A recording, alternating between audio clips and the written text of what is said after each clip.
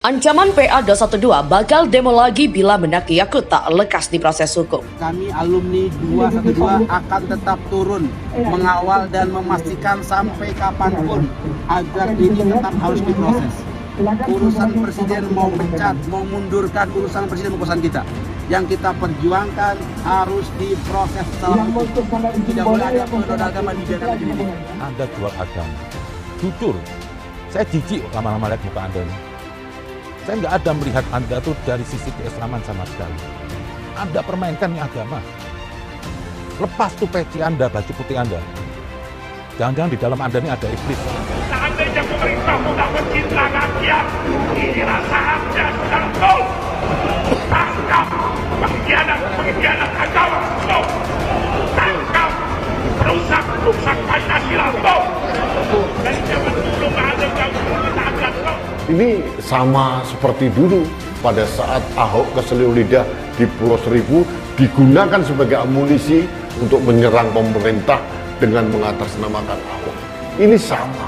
Sejatinya adalah menyerang Presiden Jokowi dengan menggunakan ucapan dari Gus Yakut. Ini tidak benar dan harus kita lawan.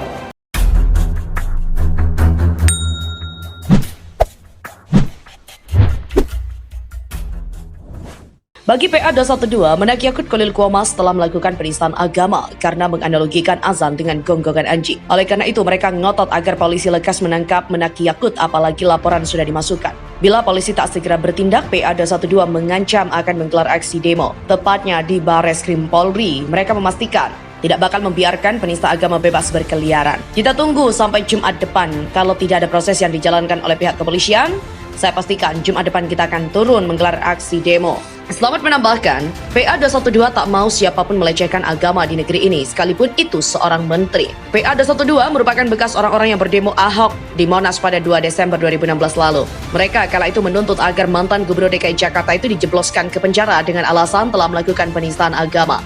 Dan PA212 ini sebenarnya nama lain dari FPI. Karena anggotanya merupakan dari Laskar FPI, termasuk pengurusnya hampir semua FPI. Seperti ketuanya Slamet Ma'arif yang merupakan mantan jubir FPI dan Wasekjen PA212 Novel Bamukmin adalah Sekjen FPI DKI Jakarta sebelum akhirnya dipecat pada 2017 silam. Di samping itu, PA212 ini juga bisa dibilang organisasi nggak jelas. Kenapa?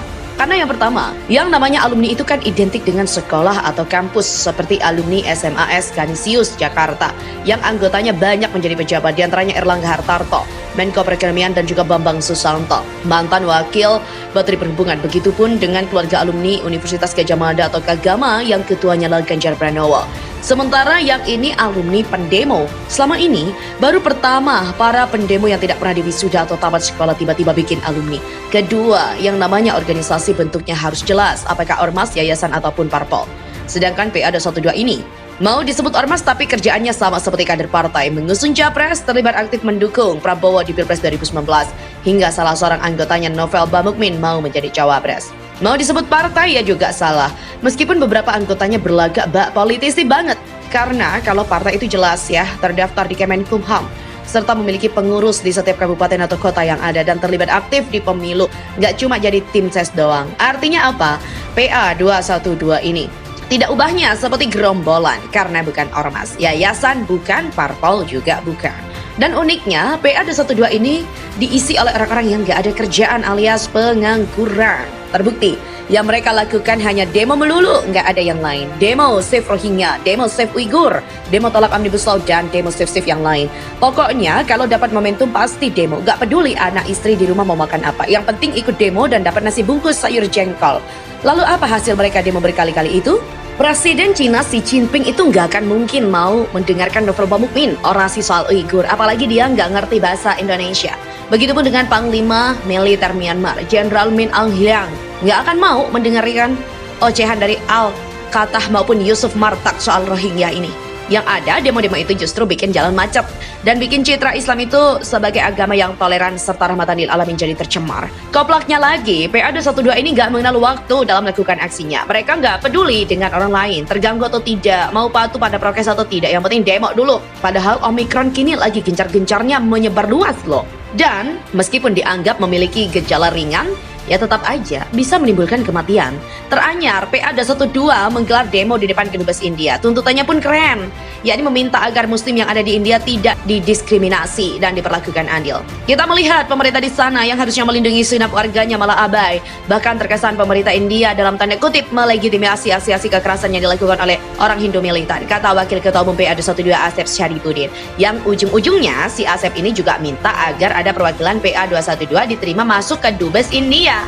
Hanya aja, bukannya minta bertemu dengan Dubes pakai cara baik-baik, si Asep Kadrun itu malah mengancam segala. Jika audiensi dengan Dubes India tak terlaksana, maka PA 212 akan memberikan rekomendasi kepada pemerintah Indonesia agar memutuskan hubungan diplomatik dengan India.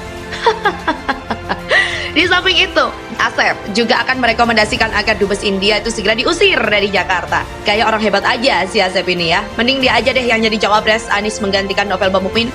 Lantas apa sih hasil dari demo di depan Dubes India itu? Nggak ada. Yang ada malah merugikan warga DKI, yakni arus lalu lintas di sekitar lokasi demo Jalan Rasuna Said itu macet.